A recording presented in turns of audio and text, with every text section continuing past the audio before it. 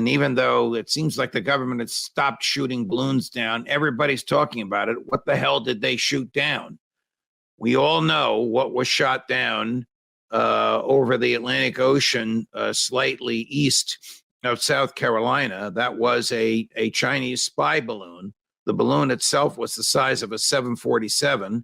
The payload that it was carrying was the size of 3 school buses. So it was large and it was heavy. I argued at the time that it shouldn't have been shot down and crushed when it reached the ocean. It should have been slowly maneuvered down so that it could have been salvaged, captured, if you will, and then reverse engineered. I don't think there's anything in there that's new to the American government. We use balloons. They use balloons, no matter what they say. They always lie about this stuff. They claim it's national security. They claim it's foreign intelligence. They claim that they can lie. They never tell the truth.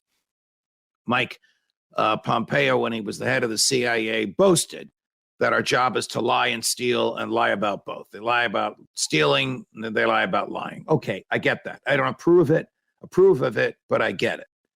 But it would have been better, I think, in the long run for relations with China, for us to have in our hands working machinery that they had. Interestingly, this device had a provision in it to be destroyed remotely, obviously, by the Chinese government, and they didn't trigger that provision. They didn't destroy it. Maybe they want us to have it.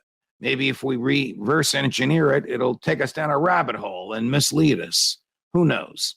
American people were terrified that this thing was flying over the country, and the president, I got to praise him when he does the right thing, wisely waited for it to get over the ocean.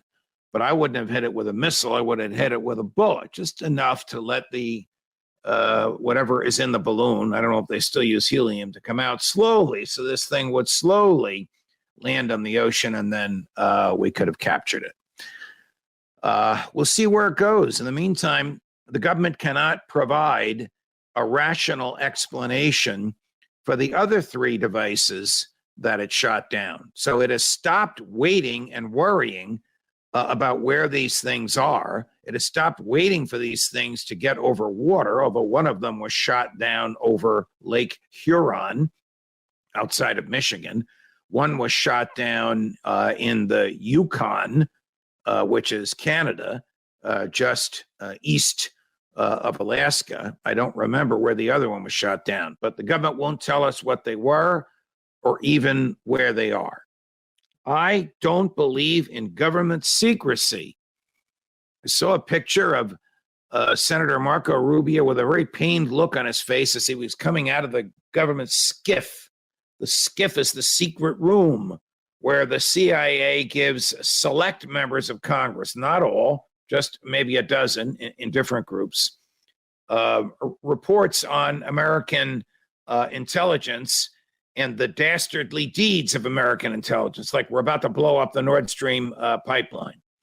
They can't take their mobile devices in there. They can't take pen and paper. They obviously can't take a laptop or an iPad. They can't take any communications devices in there. When they're in there, they can't communicate with the outside world. I don't know what they told Rubio, but he looked very troubled. Maybe it was one of those photographs that caught him when he had an itch in his nose and he was troubled for reasons having nothing to do with what they learned. That's not my point.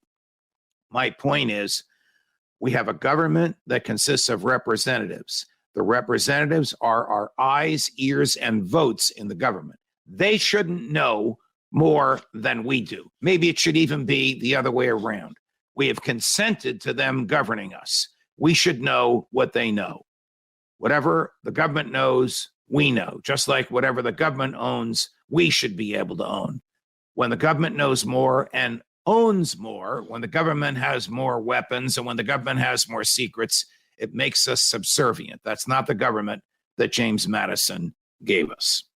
Okay. The NATO chief, Secretary General Stoltenberg, has a very serious warning for the Ukraine government. Take a listen. The war in Ukraine is consuming an enormous amount of ammunition and depleting Allied stockpiles. The current rate of Ukraine's ammunition expenditure is many times higher than our current rate of production. This puts our defense industries under strain. So this is the Secretary General of NATO. This is Vladimir Zelensky's biggest cheerleader next to the president of Poland. This is a guy who wouldn't hesitate to ask for American troops on the ground in Ukraine. And he's saying that Ukraine is using, his words, you heard him in English, many times our ability to manufacture ammunition. So if they're using 100 rounds a day, we can only manufacture 10, 15, 20, give them the benefit of the doubt, 25, 1/4 of what they're using. Pretty soon, we're going to run out of the ability to manufacture, and they're going to run out of shells. What does that tell you? That tells you that Russia is winning the war, as Scott Ritter and Colonel McGregor have been telling you. And that tells you that this is a candid realization by the leader of NATO that this can't keep up. You know, if you spend $100 a day, but only take in 10, 15, or 25, sooner or later, you're going to run out of funds and you're going to go bankrupt. If you shoot 100 rounds a day, and of course, I'm just rounding these numbers off, but only take in 25, sooner or later, you're going to run out of your supply and your suppliers are going to run out. Why? Because you're facing a stronger, bigger, larger, far better equipped military, which Ritter and McGregor have said will soon triumph. The war is over, and the Ukrainians should know it. I often wonder if a comment like we just heard from Secretary General Stoltenberg was sort of a trial balloon to the West. Look, we can't keep doing this. It's just physically impossible.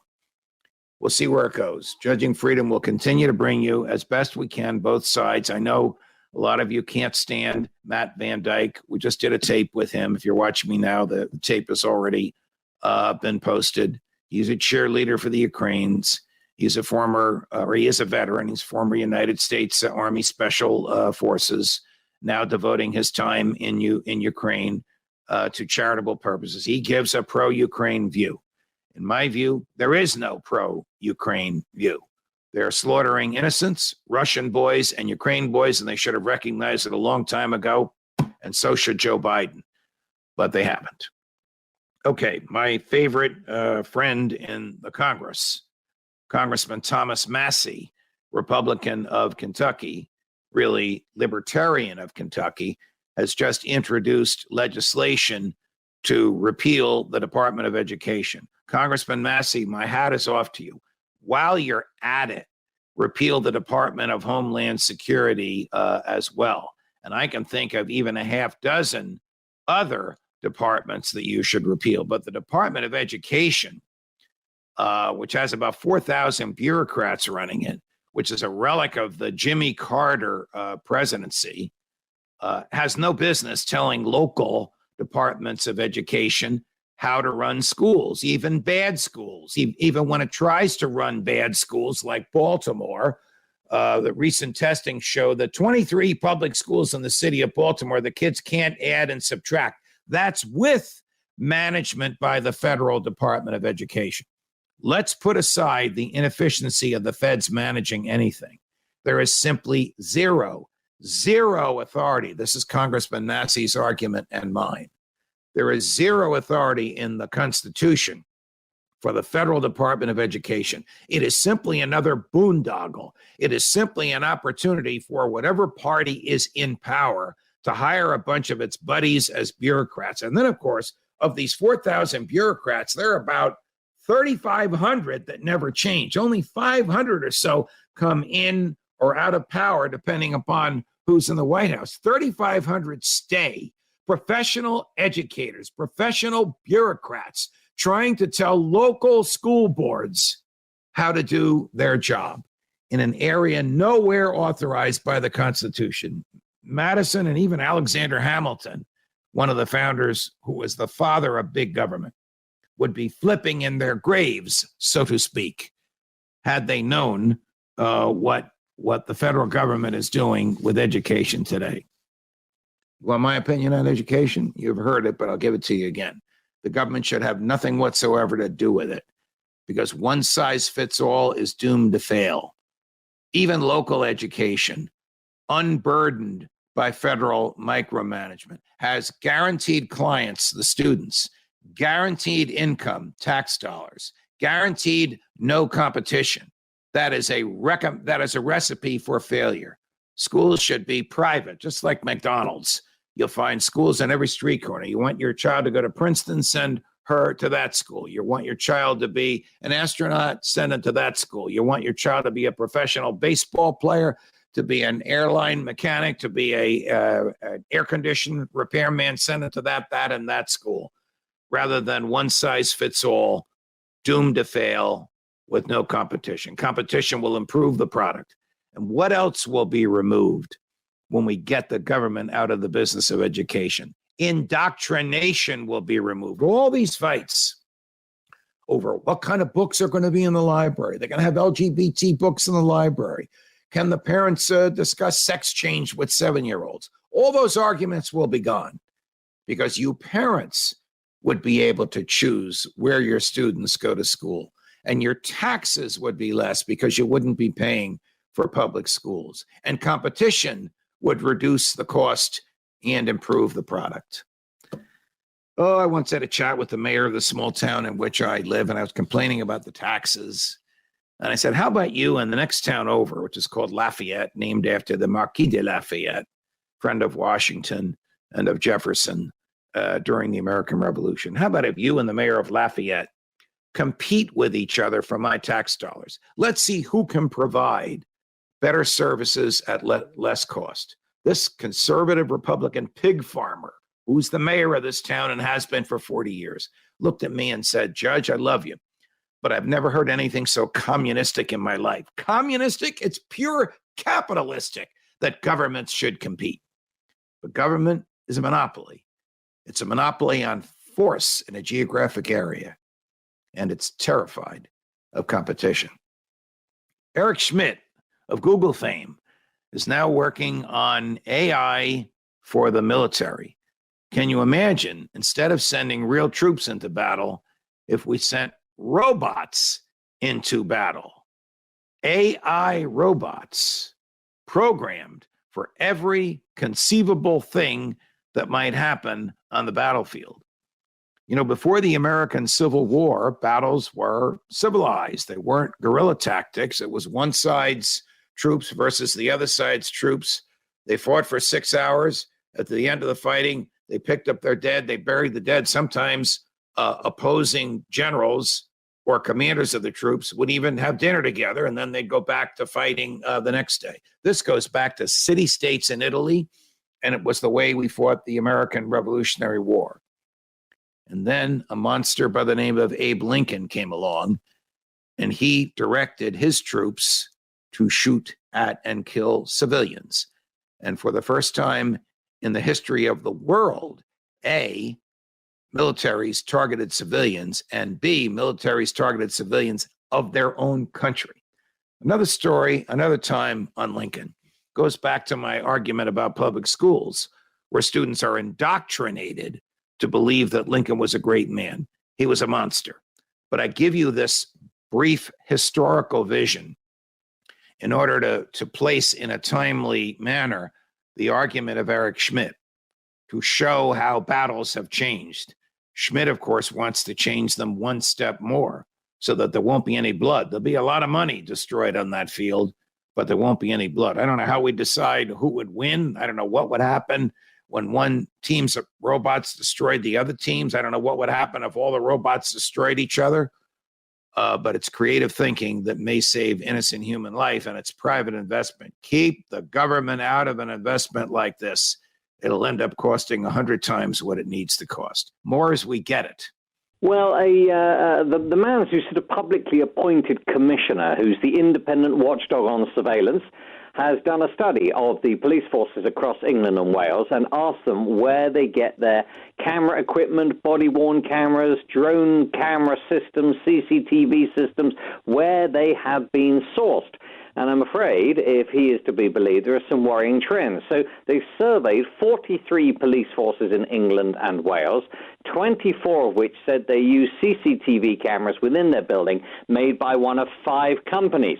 And the commissioner, Fraser Sampson, says that they are either Chinese or built using multiple Chinese parts, and he believes that quite simply they could be used for spying, and also, of course, points to ethical concerns that they could be made using forced labor, something China strenuously denies. But this all comes at a time of heightened tensions between the West and China. Yesterday, the Prime Minister, Rishi Sunak, warned British jets are on standby to shoot down Chinese surveillance balloons. And then there is further concern, of course, about CCTV cameras around the world being used potentially by the Chinese to spy on what's going on in different countries. So, yeah, this is a difficult conversation, an interesting one. But as some of the people are pointing out, you know, if you try and avoid using any Chinese parts to get electrical equipment, that could sometimes leave you with very, very few options, if any. That's a good point. Hey, how is it that you guys are getting more people to go back to work or just start working at the moment? Well, it's something that I think the government will be very pleased about. So there was a steady rise in the number of people in work, and then COVID happened. And then all of a sudden, lots of people took early retirement. Lots of people, it seems, became too sick to work. And now we're left in a situation that quite simply there aren't enough people in the UK to fill the jobs. That said, we still do have well over 1 million people unemployed, which seems to be a bit of a mismatch there. But it looks like there are people now coming out of that early retirement, those aged between 50 and 64. I look to be coming back in. Now, that could potentially be because of the cost of living crisis, which, of course, continues to really get at household finances and put them under immense pressure. But also the 16 to 24-year-old age group, many of them are appearing to get jobs as well. Of course, the majority of those, if they're in studies, will only be part-time. But this, I think, will be good news for the economy and will please the government. What won't please the workers or the unions is that a new figure has been put on the annual pace of pay. Now, excluding bonuses, that has increased at 6.7% between October and December. Sounds good, doesn't it? However, adjusted for inflation, regular pay has fallen by 2.5%, and we now have more strike days taken in the last 6 months, some 2.4 million strike days. That is the highest total for a calendar year since 1989. All right, how do we deal with the problem of the diamond? Very good point. So the Koh-i-Noor diamond, or Koh-i-Noor diamond as it's called, is something that was going to be used during the coronation, but it looks like it now won't be. Instead, for what looks like the first time in many centuries, an existing crown will be recycled for the coronation. This is for Camilla, the Queen Consort, who will be alongside King Charles, of course, at the ceremony at the start of May. Now, ownership of the Koh-i-Noor diamond is, well, very, very controversial. It's one of the largest cut diamonds in the world. And India says, frankly, it's ours, and there would have been a diplomatic row, it's feared, if it had been used. Indeed, India isn't the only country to claim it as the rightful owner. It was used in the coronation of the Queen Mother. And basically, its history is it's the most famous, I suggest, flawless diamond in the world. But through plunder and conquest, it was taken from India by an Iranian ruler, changed hands several times, and then, according to the British historians, it was gifted to Britain. Others are claiming it was taken at the point of a bayonet back in the bygone era of 1849. So, yeah, considered to be too controversial for the coronation. Plenty of other things, no doubt, having to be very carefully looked at as well as the final preparations are made for Saturday, the 6th of May.